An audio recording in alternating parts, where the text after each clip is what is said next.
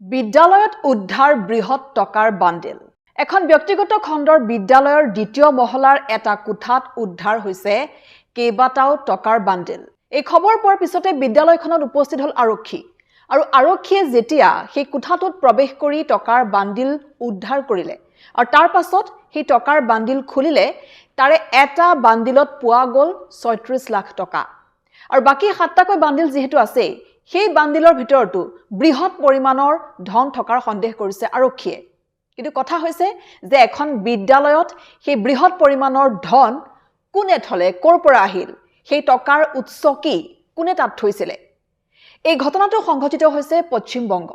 পশ্চিম বংগৰ কাছৰাপাৰাত এই ঘটনাটো সংঘটিত হৈছে আৰু বিদ্যালয়খন হৈছে হৰ্নেট ইংলিছ মিডিয়াম স্কুল আৰু সেই বিদ্যালয়খনত যেতিয়া এই টকা উদ্ধাৰৰ খবৰ তাৰ